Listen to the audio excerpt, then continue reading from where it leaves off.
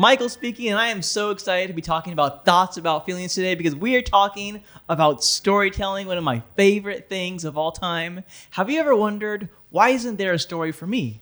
Why am I not in this story? Guess what? You can tell that story. You have a powerful voice. You can be the one to write it in your notebook. You can try to publish it yourself, or maybe you can even talk to a local bookstore owner like we're about to do today.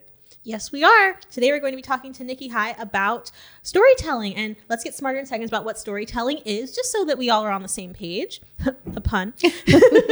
Storytelling is the art of sharing experiences, ideas, or events through narrative to create meaning and emotional connections with an audience, or just for yourself. It transforms simple timelines and sequences of events into compelling journeys that educate, illuminate, and educate. And that's illuminate with an I, like provide light, not get rid of. Got it. Okay. Nikki High is the founder and owner of Octavia's Bookshelf in Pasadena, California. As an early reader, Nikki has always found safety in books, and her passion for books and storytelling continued to grow throughout her life. It is with this passion in mind and Nikki's desire to create a literary space she longed for as a child, Nikki opened the doors to Octavia's Bookshelf on February 18th, 2023. Today is their 2-year anniversary. Congratulations. Thank you. Octavia's Bookshelf offers a highly curated selection of books across all genres written by BIPOC authors. When Nikki isn't at the bookstore, you can find her somewhere reading, anywhere, really. Working on a craft project or hanging out with her husband and dogs, Freddie and Davon. I'm not sure which is which. My dogs, Freddie Jackson and Davion Marquise. Davion. Yes. Ooh, I love that. Yes. Yesful names. The government name. Yes. Do you have anything to share with us before we start, as Michael likes to say, peppering you with questions? Just that I feel so deeply grateful all the time, really, but today especially. We're recording this on the 2-year anniversary of Octavia's Bookshelf. And I feel like I've been dreaming about owning a bookstore for decades. I've been talking to my friends about it. And then I finally did it. And we've had so many wonderful experiences. We've had a lot of challenges. And given what we're currently experiencing now, it just feels so important to have this space. And I know that the timing was a divine appointment, and I'm just so proud and happy to be here 2 years later. Thank you so much for having us. You've just been such an essential, warm, and compassionate presence here in Pasadena and Altadena. You've been showing up for our community, and so I really want to just thank you for that because, you know, it's so hard to know what you're going to do before a crisis because a crisis is an emergency and we try to prepare and do everything that we can, but we can't always control what happens during a crisis, but we can control sometimes how we show up for our community, and you've done an immaculate job. So I thank you so much for that. Thank you. And I'd like to thank you for all of your work. I mean, you know, your shorts on Instagram keep me super motivated and learning, and all the amazing work that you're doing that you were doing way before this, but how you were able to pivot so easily. And it probably wasn't easy, but just pivot into this work, really, you know, showing up for Altadena and Pasadena. Thank you so much. Thank you so much. Yes. Well, that was Love Fest. I love that. Do you want to kick us off with one of our library questions? Yes. Yeah. No. Or library kid, rather. Yeah. So, hey, library kid, library grown-up, library people. They're all wonderful questions. We like to ask our guests, ask our new friends, library kid questions, which is essentially just a question a kid might ask you. Oftentimes we say it's like an intrusive thought, asking aloud, asking it for you. And for me, I'm a librarian. I had a whole bunch of library roles in my library career. One of my favorite questions I got all the time was, how many books are in your library? Whenever that's the library, they're like, how many books are here? And I never knew the answer. So I'd always just say, you know what? There's at least 1,000 books here. And the kids would just be like, 1,000 books? And I take them all? And I'm like, ask your grown-up if you can take them. So my library kid question for you is, do you happen to know, maybe not currently, but just at any given time, how many books are in your bookstore? Oh my gosh. Depends on the time of day and the weekday, right? So by Mondays, we're pretty much wiped out because we have so many people coming in for books over the weekend. But generally between 800 and 900 books on a full day. Oh, wow. Yeah, we've gotten down pretty low. Like the week after Christmas, we were down to about 100 books maybe. But yeah, it ranges about 700 to 800. That's so many books. And so I'm, sitting here in between you two, but I think another library kid question that's also just my library adult question. Do bookstore owners and librarians have beef? And for those who don't know, beef is, it's part of Black American English. It means to be in an argument or disagreement with someone or to kind of have a grudge against them. So, getting smarter in seconds about all types of language here. Do librarians and bookstore owners have beef? I want to hear it from both of your perspectives, because I think the thought pattern is, well, you're providing the books for free. Mm-hmm. We also have books here that are available for free for people who are survivors of the Eaton fire. Mm-hmm. And your perspective, you're selling books. So is there beef? Never, never, no. And in fact, I partner with the Altadena Library. I do events with Altadena kids. The teen librarian is a wonderful young librarian named Finn, and they bring the kids in here all the time. For me, the library and bookstores are two very separate things, right? Like I still go to the library because it's my safe space. I have a few safe spaces, and it includes my local library. And so for people who don't have the time or the resources to come in and buy a book, if they can borrow one from the library, that's better for me. What actually happens in my experience is someone will say, I borrowed this book from the library. I loved it. It needs to be in my collection. And then they come in and buy it. I love that. And from your perspective? No, I echo the never, where we're never beefing. It's never a problem between the two. I love indie bookstores. I go to them all the time. Just what you just said is a reason why. I love a book. And I'm like, you know what? I need this on my bookshelves forever. My cats may eventually eat it. Yeah. But I still need it in my home, in my apartment. And I always just tell library kids it's the same thing you just said. For lack of resources, funding, a lot of library kids, library grown-ups, they'll come to the library and they're so worried about their fines for the very few libraries that are not fine free. They're worried about being able to turn the book on time. That's why they don't go to the library. They want to go buy it from the bookstore so they can just say, you know what? I'm not a fast reader, which is okay. We all read at different paces. Like I'm going to take 5 months to read this one book, whereas the library might be a little bit more like, okay, you need to read that book back, and come back a little bit and try to read it again. So we both support each other. We're both saying, yes, this is how we can thrive together. We have partnerships. A lot of times libraries will have events co-hosted with the bookstores. So I also have to say, I hosted the California Black Librarians Association. They had some conference here a few months ago. And so we did a private shopping event, and there was a lot of food and wine. And let me tell you, those librarians can party and they shop. I mean, they wiped me out. Library people are, I am not, but most library people are partying people. They're very loud people. If you ever go to like a group full of library people, they're the loudest people you'll ever hear. Oh, yeah. They had this place jumping. I love that. Maybe they're finally getting that quiet time off their chest and they could just, ball out. I love that for them. So what was kind of your first experience with books? I think that for me, my favorite book, maybe we can start there, what everyone's favorite book was when they were growing up. I know you might have more than one. That's okay. But my favorite book was If a Bus Could Talk. And it was illustrated by Faith Ringgold. And it talks about the story of Rosa Parks. And it just, kind of told the story through what happened if the bus that she did her protest on came to life. Of course, we also have to honor people like Claudette Colvin, who did that protest way before. And, really recognize that Rosa Parks was somebody who is kind of joining in as a tactical response, as a direct organizer. And so that was my favorite book. And it really just showed me that people like me are part of history, and that it just made me feel more seen. My second favorite one was Rainbow Fish. You see the colorful adult that I've grown up to be today. And I just like the idea that Rainbow Fish was made fun of for being too colorful, and then figured out a way to help everybody feel special, which is what I try to do. How about you two? So my entry to reading was a lot different. And I think because of the time that I was born, I'm a Gen Xer, 70s baby. And so, our grown-ups were not quite paying attention to a lot of what we consumed. And that's all right. So I would read like cereal boxes and newspapers and magazines. And I started reading when I was 3. Wow. And no one taught me. It was just something, I don't know, maybe I picked it up from sitting on my grandma's lap. I don't know, but I would read anything that I could find. And so usually they were very inappropriate things for a 7-year-old, right? Like Flowers in the Attic or Stephen King. And so it wasn't until I was talking to one of my best friends over lunch in elementary school, which happened to be a librarian. I don't know if she knew that, we were best friends, but that's where I usually had lunch.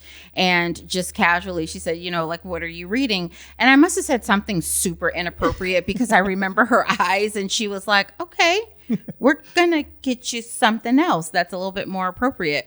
And so then I just sort of started reading every single thing I can get my hands on. Nice. Yeah. I love that. Everything. I also love that you had access to everything, even if your teachers, even if the adults were maybe a little bit wide-eyed with what you were reading. Yeah. You were still able to just read what you wanted to read, which is so many kids don't have that privilege. Yeah. We had a library. Well, one of the neat things about Pasadena is each neighborhood has its own library. Like there's a library in every neighborhood in Pasadena.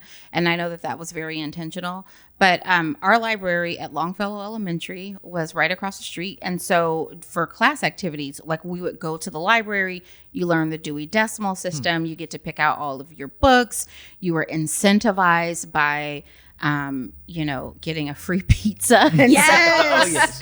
that was always really helpful. But I was the kid that I would agonize for months over how many books I could read over the summer. And, picking those out was always a really fun opportunity. But yeah, I will read just about anything. There you go. You must love Dr. Bronner's soaps. I do. When you're in the bathtub and you just don't have anything else to read, and you want to read the good words. Yeah.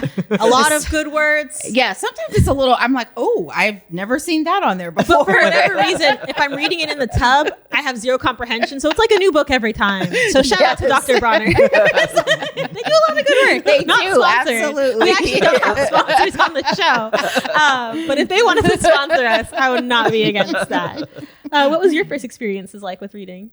You know what? I think I've talked about it a couple times, and maybe at least 2 or 3 times, about just loving learning about history, about my history, about Black history, about Mexican history, and it's something that my family was very big on. That's why I love that you mentioned Claudette Colvin alongside Rosa Parks. It's something that my family was really big on talking about, especially my grandmother, because she was a person who did the exact same thing that Rosa Parks did and Claudette Colvin did, where she refused to give up her seat. So to tell you the person my grandma was, she was always like, ugh, Rosa Parks, Claudette Colvin, I did that. I'm like, There's no history books about me. I'm like, there's still historical figures, but she was still talking about how important they were, but she was like, this is still happening. Yeah. So I would love being able to read those stories and then hear my grandma's funny first-hand account of also what was happening. But I also really loved Arthur Reed, which a lot of people. I'm a PBS person, but a lot of people don't know that Arthur Reed is also a book. It was first a book by Mark Brown. So I love all the various versions of Arthur Reed, from being very much an aardvark. A lot of people don't even know what kind of animal Arthur Reed is. They think he just is a funny looking human being. He looks like a little teddy bear. Lovingly, a funny looking human being, but he is not a funny looking human being. He is an animal. He is an aardvark, and there is a timeline where he goes from aardvark with a longer nose, which is also very prominent in the first books, where he's learning to love himself and his long nose. And then Mark Brown changed his illustrating style, and Arthur Reed became what he is today. So I love Arthur Reed. But I also just love being able to learn about various history and all sorts of things. I'm going to limit it there because I can talk about all the books that I love. Yeah. I was just thinking, even like a book that I would read to my son when he was a baby. It's called Learning to Swim in Swaziland. And I'd never heard of that country prior to reading the book to him, and I was like, wow, that's interesting. And then the internet came about, and I always remembered the book, Learning to Swim in Swaziland. And I would look it up and just got so mildly obsessed with this country, but it stayed with me for so long that I eventually went there a couple of years ago. It's now called Eswatini. Yes. When they were colonized. They called it Swaziland, but it's Eswatini. And I was there in 2022.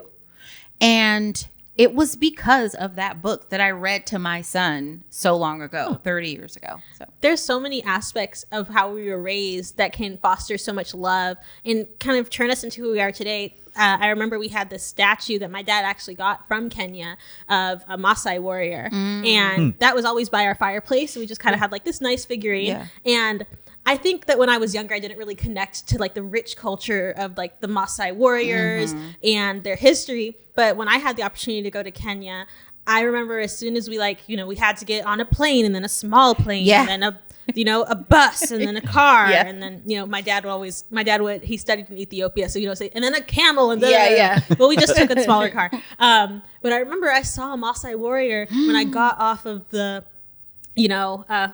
whatever mode of transportation, and it felt like a superhero had come to life. It was like if you had taken, like Clark Kent as Superman out. Sorry to reveal his secret identity. You were right. But if he come out of the book, I was like, oh my gosh. And I didn't really realize how much that meant to me. And I think that something that you've done so well with Octavia's bookshelf is to give people a space where they can see themselves in books. What inspired that? Just not having access to it when I was growing up here in Pasadena. It wasn't until, there was a couple of things that happened. Like, first of all, we learned about Martin Luther King and Rosa Parks and segments of Black history in the U.S. And it wasn't until a couple of things happened. In the late 80s, I somehow got my hands on Kindred by Octavia Butler. Yes. And that was my gateway book. Dana, the main character in Kindred, says in the first page or two, like, my name's Dana, I live in Altadena. So, like, another check. And then to find out, that this incredible and amazing author lives right here amongst us was just, I could not, as a reader, as someone who just like fangirls out over, authors, it was incredible. And so that happened. And it really did change it changed what I demanded out of stories, especially science fiction. Because I would read some sci-fi and really never felt connected to any of it because I was like, well, where are all the Black and brown people? It's 100 years from now. What happened to us? And so, Kindred was a little bit different, but I just got really interested. And so I started to read her short stories and essays and books. So seeing myself represented in Afrofuturism and sci-fi just... it mattered. I was like, oh, okay, so this world building will include us, which is so important. The second thing is, as a teenager, I got a driver's license and a Volkswagen Bug that I bought for $400. And someone said, you have to go to the store called Esalen in Leimert Park. And I, got my friends in the car and we took the 110 freeway, which is like a big deal because it's so windy in the beginning. And, but when I got there and suddenly became exposed to like authors like James Baldwin and Audre Lorde and June Jordan and like, all of these amazing people that I had either vaguely heard of or never heard of, or may have only seen one book by them in my local bookstore, not knowing that they have a whole catalog of books. And so I was like, oh, we need that here. We want that in Pasadena. And I sort of assumed that would happen. Like, okay, so somebody needs to open up a store like this. And, because like, I don't get to do things like that. Like, and so I always visit indie bookstores. It's my favorite thing to do whenever I travel. It's the first, I want to go to an indie bookstore and a fabric store. Like, those are the things. And, I was like, man, this is so cool. Like, it's amazing that people get to do this. When are we going to get one? And so then I just that changed. Like, well, maybe I can do it, which is, for me, I grew up with like you work and then you get a stable job and a retirement and then you retire and then like that's what you do to be responsible. And I'd done all those things. And I just kept thinking like, what would happen if I did this? I wonder if it would resonate with people. And finally, during the first lockdown, I was like, so society's fake. Like all of this is made up. And if we get to if we're faking the funk, like then I'm just going to fake it too. And I'm going to, live in this weird delusional world that's always, in my brain where there are Black-owned bookstores on every corner. And there's like all of this stuff. I was like, well, then I'll just do it because it like none of this is real, right? Like the way society is set up, it's set up to. So that's when I sort of got the courage. The thing though, at that point is I had to get some buy-in from my husband. And I mean, like, do you know how weird that sounds? Like we're literally in the first lockdown and I was like, hey, so I was thinking I should quit my job and then open a brick and mortar bookstore that sells books by BIPOC people. And he was like, what? Like, what are you talking about? Now? Yeah. But no, I just went for it. And then 2 years ago today, we opened. I love that. Wow. I feel like your husband might be a little bit like my husband, where, a loving presence, but I'm always coming up with ideas. Oh, yeah. And sometimes you need somebody to just be like, okay, repeat that to yourself again out loud. Yeah. And what's your plan to get there? And I think that's so important. Yeah. No, it's a fun house in here, in this brain of mine. Like, No, I'm so glad for that. I'm so glad that you took that plunge, that you created this beautiful bookstore, or this beautiful bookstore. It means so much to so many people. You spoke about so many prolific people. You spoke about Audre Lorde. You spoke about James Baldwin. Today is again your 2-year anniversary. It's such a big deal for any bookstore, but it's also Audre Lorde and Toni Morrison's birthday. 2 literary giants. Yes. You also mentioned James Baldwin, of course, Octavia Butler. All these people had such powerful impact on so many communities. They stirred up so many feelings, but in every single one of us. But I think you have an idea. But your bookstore means so much to not just to people of Pasadena, but the people all across the United States love your bookstore. I get messages. People talk to me about libraries and books and literacy all the time, and whenever because no one knows where I live. And we're gonna keep it that way. I'm not gonna say where I live. But then I was like, have you been to Octavia's bookshelf? And this is my first time being here. But every time they say, if you're going to do a tour of bookstores, make sure you go to Octavia's bookstore. So you're already creating a legacy with your bookstore. I appreciate you saying that. It still doesn't feel real when sometimes I'll get a customer who will walk in and say, I'm visiting Southern California and you are on my list of top 10 places to go. And I'm like, why? I suddenly feel very weird because, and I used to feel really nervous. Like, you came all the way from Texas to come here. Like, I hope it lives up to your, what you thought it would be. And people are like, are you kidding me? It's great. And I love that, but it takes a lot to get used to because, I am now meeting people who love books and bookstores as much as I do. And I just feel like I'm in such great company. And it's like I'm reaffirmed every single day. Something happens every single day in the store that makes me think, oh, right, this is the right thing to do. This is, meaningful. When I wake up in the morning, the first thing I ask myself is like, what am I going to do to pay rent to be on earth today? And oftentimes the existence of this bookstore sort of, pays for that day. Yeah.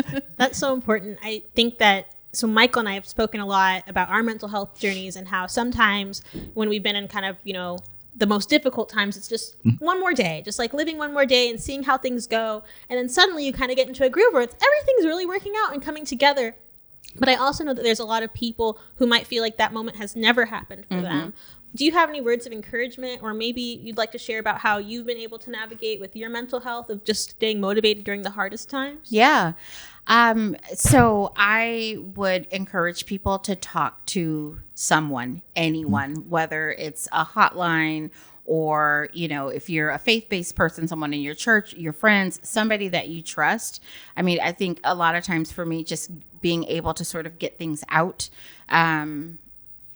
is hard. I am also a huge proponent of therapy.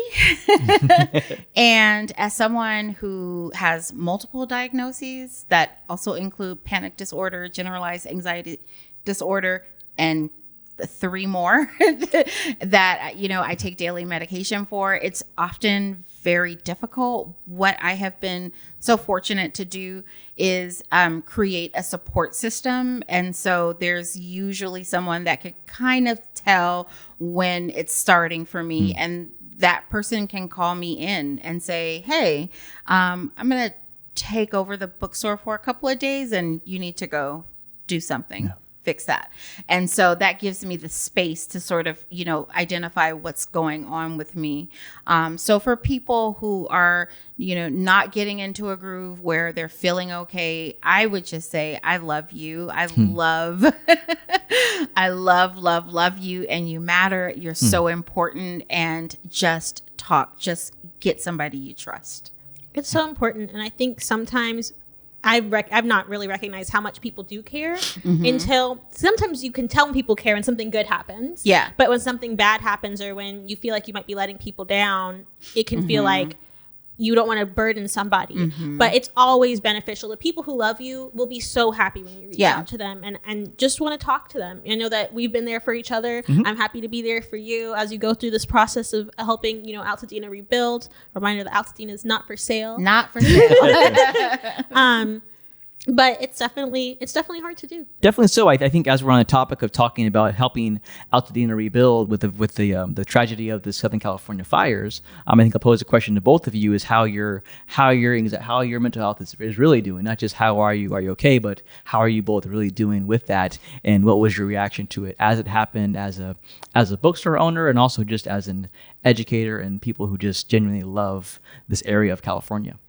So I was in London away from my family, and I had when I was getting on the plane, it's, you know, there's a big time difference. And I remember texting my Uncle Chuck and Auntie Nikki, who go to Victory Bible Church, which is just right up there. Yeah. And when they were like, you know, they lived in Altadena and in the house that used to belong to my great grandfather, and my whole family's all across Altadena. And I just remember texting them. You know, my husband had told me right when I was leaving my hotel in London to get to the airport, hey babe, Altadena's on fire. And I was like, nah, that's crazy. Yeah. And I'm assuming it's like in Eaton Canyon, up in the mountains where there's no people. And there wasn't like a live feed at that time. It was dark out, and that was the night before. And then I texted my auntie and my uncle, and I was like, hey, I love you all. I hope you're safe. And it was just kind of like a thoughtful thing you do. Something that you send your family members when they're in a hurricane area or after an earthquake. You know, I meant it, but I wasn't like, everything's going to burn down. And so when I landed and there was no Wi-Fi on the plane, and it was very cush, few last moments of luxury. They upgraded my flight. I'm like laying down. I'm feeling good. There's no Wi-Fi. So I was like, well, I'm not going to check my comment section. I guess going to go to bed. And then as soon as we landed, everybody turns on their cell data, and everyone's getting calls. Yeah. People who had landed there had just learned that their homes had burned down. And I texted my sister Chelsea, and I was like, hey Chelsea, how's everything doing? Because my mom wasn't responding, my dad wasn't responding, my husband wasn't responding. That's so scary. And I was like, I didn't actually think of anything of it. Usually I have anxiety. I also have anxiety. I also have generalized anxiety and panic. But I think I was also a little jet lagged, and I was just like, well, everyone must be at work, whatever.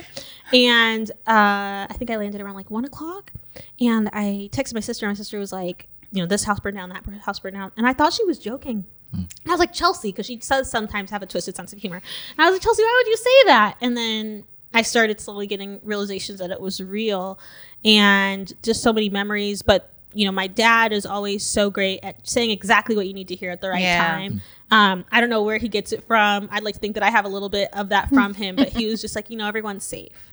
Yeah. And that's what we need to focus on, and we will rebuild. And I know there has been loss of life, and it's been so devastating, but just landing to that news and seeing how the scale of it and really trying to figure out why was it so bad? And I've done some work since then in learning why. A huge part of it is the climate crisis. A huge part of it is alleged negligence from Southern California Edison and their equipment. But the combination of hotter temperatures, drier conditions, and then extreme weather patterns, like the 100-mile-per-hour winds that had this sweeping through Altadena. The way my Aunt Nikki talks about it, seeing the fire come closer and closer and closer, and my loved ones having to convince their significant others, we should leave now, we should go now, we should go, because we've lived through wildfire seasons before. But this was different. And, the scary thing is that it may continue to be different until we kind of come together and take collective action. But I'm just so grateful for you, because you immediately stepped up. You immediately started showing support for the community. I think it was like the same day as the fire. You were like, we're providing resources. You can come here if you need blankets, deodorant. How did you turn this crisis into action so quickly? I was just moved with my heart. I was also moving, with a ton of adrenaline, because we evacuated. Our street is mostly flattened. We're one of the few structures still standing. So, the loss of our neighborhood, and not being able to get home, we evacuated. We just grabbed the dogs and our medication and left, assuming that, tomorrow we'd come home and everything would be okay. We're still not home. And, but I came to the bookstore and I started thinking, okay, I need to get online so that I can, contact my homeowner's insurance and what have you. And then I started thinking, other people must need to get online as well. Now, remember, a lot of Pasadena had lost power, and the there water were trees wasn't down. Yeah. So then I just put a post on Instagram and said, I have Wi-Fi. If you want to come and get online, I'll try to scrape up some food and drinks, just come here. But then everything that I did after that was like, if I need this, other people need this. And so then it turned into, I need some water and I need masks. And then that turned into all the other stuff. And what a great community we have. I mean, being able to post online, like, I need shampoo, and then 45 minutes needing to go back online and say, no more shampoo. I can't say, and so after about a day or two, we just said, okay, well, let's just take the books off the shelf, put them in the attic, and then stock the shelves with all of the donated items, because that following day, when I was looking through a big giant bag full of clothes that some store, had, which I was so grateful, but I was thinking about how unsettling that is. And so then I was like, you know what, I'm going to put this stuff on the shelf so people can shop as if you were in a supermarket or, your favorite convenience store, and get what you need, and just sort of, add as much dignity and care and intention as possible. And so, thinking about our hair, we need different hair care products. So sometimes I would get a couple of cases of shampoo, and then I was like, Black women don't use this. Shampoo. Yeah, it's not our shampoo. But then Pattern Beauty. Pattern really came through. I was about to shout them out. Again, there's no sponsors of Thoughts About Feelings. But Pattern Beauty, I had met them at a creator event. Yeah. And I had that connection. And the first email I got from them, so many times when you're a content creator and you're working with brands, it'll be like, we have this deadline. They were like, what can we send you? Yeah. And they really came through for the community. They did. And it was so nice. And one of the donations we got from someone in the community was so thoughtful and intentional. It was a Ziploc bag that had hair gel and toothbrushes. And if you are a Black woman, that right, we need the toothbrush. So and edge control. It was when people came in and saw those bags, they were like, oh my God, I've been without my edge control for 3 days or whatever.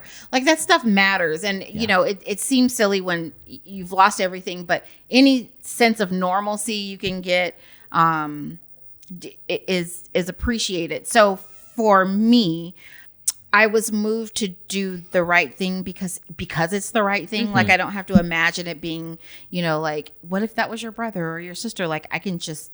You just do it. I just do it because you're human. And Absolutely. But there is a full circle moment to this because I opened my bookstore by using my savings and crowdfunding. My bookstore was in trouble about a year ago because, let's face it, profit margins are like razor sharp, and a couple of bad months can put you out of business. And I was vulnerable to, my customers. And I said, I don't know if I could keep doing this. This is the situation I'm in. I'm going to try some other stuff. But I'll keep you posted. And like 24 hours later, they had just sent enough money to get me out of trouble. So those are two big things in addition to the, everyday stuff that you're interacting with your community. But to be able to provide those same people with the resources that they need after losing everything in a fire just felt so special. A customer of mine said, I was one of the original donors when you opened up your GoFundMe to open the store. And she was like, I had no idea that nearly 2 years later, I would find myself coming here to get things that I needed, like lotion and baby formula. So, I mean, it's this, full circle kind of deal, and it feels really good. And I just am honored really to be able to help. I love that so much. And you definitely have been such a help. I drove past my nieces and nephews in the car and we all just shouted, "We love you, Octavia!" And I know whoever was standing out the store was like, same. But I think it was also so important because during a crisis, you don't know how your mental health is going to match up with the actions that are needed from you. And I was feeling really guilty while also trying to show up for my family because I was like, oh my gosh, well, we need a smarter in seconds on evacuations. And we need a smarter in seconds on this. And my brain was like, no, we don't. We need you to drink some water.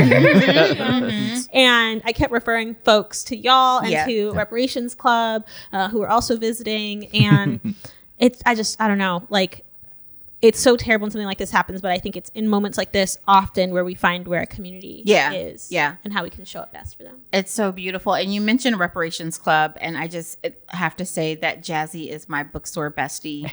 And she was out of the country for most of January. Oh, wow. And the way she was able to organize resources in her store is phenomenal. But she's one of the people who call me in all the time when she calls me and says, hey, what's going on? How are you? And I'm like, I'm good. And she says, I actually don't believe you, so I'll be there. I mean, Jazzy was, like I said, in another country. She said, what do you need? I said, nothing. She's like, great. I will ship some stuff out to you because I don't trust you to tell me what you need. And I mean, even a week ago, I was at this big event here. I was kind of overwhelmed. And all of a sudden, Jazzy walks in and says, go take a break. I got the register. And she just rang customers up while I, got to participate in the event. Like, stuff that means so much to me. And so I'm glad that you guys are visiting her because she's the best. And all the folks that work there are amazing. So we've shouted out a few brands on this episode, but again, Thoughts About Feelings doesn't have any sponsors. Instead, it's brought to us by Acts of Self-Care. And in this case, our act of self-care is reading a story. So we will not be pausing for us to read these stories, but I did want everybody to share the books they're reading.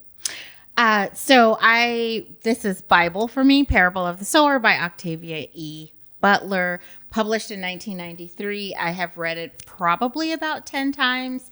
I am highlighting it today because obviously she's so carefully studied climate change, our government, our response or non-response to current events, and accurately predicted based on that deep study about where we would be. It's all in this book. I would also like to take an opportunity to say that a lot of people call her a prophet, and two things can be true at once, but it's also because she was very well studied and researched, that she was able to make these predictions. And if we listened to Black women more, we would have already done the things we were supposed to do to not get in the situation. So if you have not read Parable of the Sower, pick it up. If you have already read it, read it again because something else will resonate. And I think everybody should read this. And my book is Everybody is a Rainbow by Carolyn Carter and illustrated by Matthias Ball. A fabulous book for you to read. It's probably banned in the state of Florida, so that's already a great recommendation. But the fact is that our trans and non-binary siblings are coming under attack, and this is an excellent book to talk to kids in an age-appropriate way about the gender spectrum, about a variety of bodies, and help those kids feel seen and understand that being different is a good thing. And that the reason why difference is so hated is because of these different systems of supremacy. It doesn't say any of that in the book. It's a kid's book. But just for the adults to know that Everybody is a Rainbow is a great one. And I am holding Akata Woman by Nnedi Okorafor. It is part of the Akata series. We're talking about storytelling, so you should read, honestly, anything by Nnedi Okorafor. We've talked about Octavia Butler. We've talked about Toni Morrison. Nnedi Okorafor is in that same vein. If you are looking for a great storyteller, Nnedi Okorafor is the author you've been looking for. Listen to her work on audiobooks, physical books, ebooks. Get it from your local bookstore, your local library. You're going to fall in love with Nnedi Okorafor. She is simply brilliant. Yes. Agreed. That somebody write that up and put that on the page. Fabulous. Well, I hope that you decide to give yourself some self-care, some love, and get into these stories because stories are so important. They can help us feel less alone. They can help us feel like we have a direction in our lives, and they can help us feel a little bit of hope. And if you don't have anything to look forward to or anything to hope for, I hope that you can maybe look forward to getting into a story that will help you feel a little bit better about the world, or at least a little less terrible. A little less terrible. That's all we can ask for. Fabulous.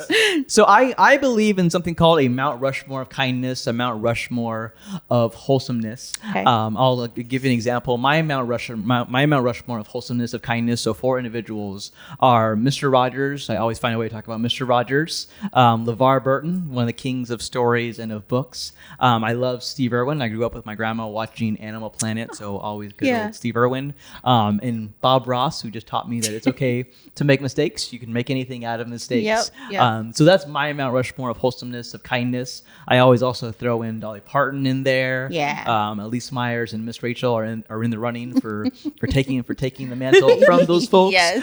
So I'll ask you both, who would be on your Mount Rushmore of wholesomeness, of kindness? Well, as we talk about Mount Rushmore, I think it's so important for us to mention the indigenous roots of that land that was stolen. Originally 6 grandfathers mountain, and it has an actual name, but I don't know the language, so I don't want to ruin it. But for me, I definitely have to put some of my contemporaries, Dandy Wellington, an amazing person who coined the phrase vintage style, not vintage values, and really emphasizing that, yes, you can dress vintage, but just remember we don't want any of the values that are vintage. Right. And Color Me Courtney, who's the reason why I'm, a content creator today, the queen of color, helping people to feel more encouraged and more enthusiastic about their lives.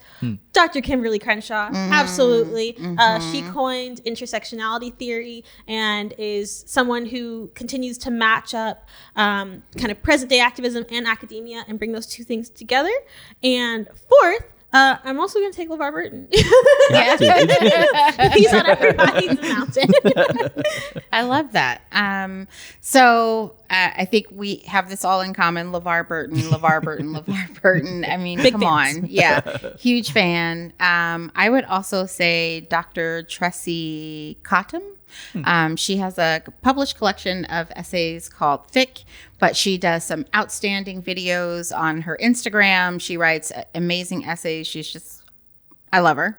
Roxane Gay, cannot forget about her. She was actually sort of my intro to Black feminism, and I loved her book, Bad Feminist, but I love everything by her. And then I would have to say Octavia Butler. We would expect it. There's no comparison. And I mean, look what she has done to my life, like her legacy. So yeah, those would be my 4. Absolutely. Well, thank you so much. So this is Nikki High, not Octavia. Correct. For Octavia Butler. And thank you so much for allowing us to be here. Thank you. Thank you for having me. I'm so appreciative that y'all came through. I have been following your work for a while and yours for a long time. You were actually one of the first authors that came in the bookstore when the bookstore opened, like the first week. I have to tell you the story. So my mom drove past. I hadn't heard about it online. And my mom drove past and it was like, new Black owned bookstore. Blair, pack up your things. Kat could tell you, I work with Kat every day, and Kat, we literally got in the car, and my mom was like, here's the box of books, drive up and give them to them, and sign them, and post it on your Instagram. And if there's one thing, if my mom asked me to do something, I'm going to do it. Mm-hmm. Yep. That's what we did. And I'm just so excited to see, and my friend Glory Edom, Well-Read Black Girl, reminded me that I need to be supportive of the folks in my own neck of the woods, even though I didn't really want people to know where my neck of the woods was. But crises cause us to need to be really local in our work. So that's my call to action for you, is to find a way that you can get locally involved. There might be a tiny library in your neighborhood. Why don't you look at your bookshelf, find a book that's well loved but still readable, still all the pages are there, and consider dropping it off at a local library. That might be a nice thing to do. Thank you to Octavia's Bookshelf and Nikki High for having us today. We are so honored to be amongst you. Thank you for everything you're doing, for not just for California, but for the world of books and bookstores. Libraries and bookstores are friends. Yes. We're not enemies. We're going to be friends for life, and I'm glad to meet you in person, to be actual friends for life. Thank you. Thank you. We've got some thoughts about feelings. Think of the places we can go and the people we'll meet, the things that we'll see. What do you think? Are you feeling me? Thoughts about feelings. All the ideas we can share with our fabulous friends.